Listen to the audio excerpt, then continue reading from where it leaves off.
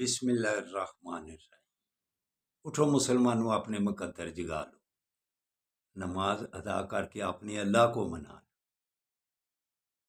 اللہ کو اگر راضی کرنا ہے تو اللہ کے آگے گردنیں جھکا لو، سریے نکال لو گردن سے۔ تو گردنیں جھکانے کا وقت اور معافی مانگنے کا وقت آپ کو یہ بتلا رہا ہوں کہ اس وقت اللہ سے اپنے گناہوں کی معافی مانگے۔ میرے دوستوں، میرے برادر، اس کے بعد یا عدلو، اللہ کے ناموں کا ورد کیا کرو۔ پھر آسمانی آفتوں سے آپ محفوظ رہیں گے اللہ کی مہربانی سے۔ یہ امریکہ کا آپ دیکھ لو جو حال ہو رہا ہے، یہ آفتیں آسمانی اس پر آئی ہوئی ہیں۔ کیوں بلا؟ مسلمانوں کی غلطیوں کی وجہ سے، سربراہوں کی اور اجتماعی اور انفرادی، یہ جو غزہ میں حال ہو رہا ہے نا، یہ غزہ میں مسلمانوں کو اللہ پاک دکھا رہا ہے کہ آپ دنیاوی محبت کی طرف اتنا بڑھ گئے ہوئے ہیں کہ آپ نے اپنے آپ کو تقسیم کر لیا ہوا ہے۔ اپنے ذاتی حمیت کو، آپ ملکی حمیت کو اجاگر کر رہے ہیں، اور ملکی حمیت کی آپ کو حمیت قدر زیادہ ہے، اور مسلمانیت اور اجتماعی قدر آپ میں کم ہو گئی ہوئی ہے۔ وگرنہ ایک عمارت کی اگر اینٹ گرتی ہے تو پورا مکان ٹوٹتا جاتا ہے۔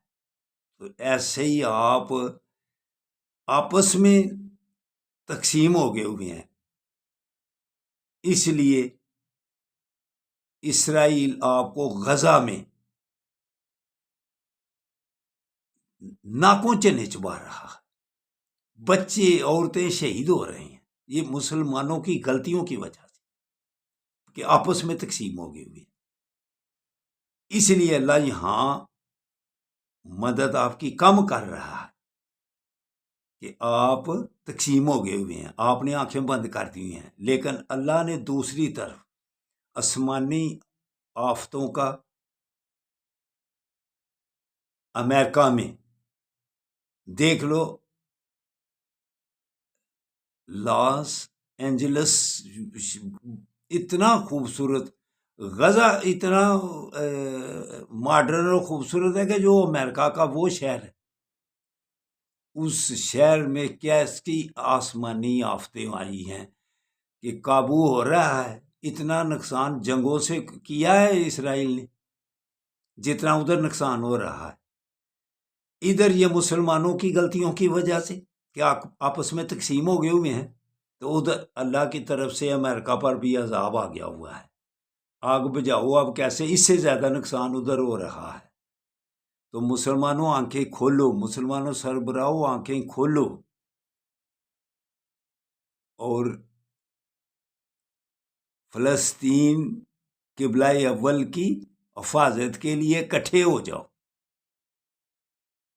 آپ تو اکٹھے ہونے سے بھی بہت دور ہو گئے ہوئے ہیں کہ ایک آواز ہی نکال لیں، اکٹھے ہو کر سب کوئی قرارداد ہی پاس کر لیں کہ یہ بچوں پر ظلم ہو رہا ہے۔ یہ تو پھر اللہ کی طرف سے سزا ملنی ہے آپ کو۔ اللہ حافظ، اللہ حافظ، اللہ حافظ۔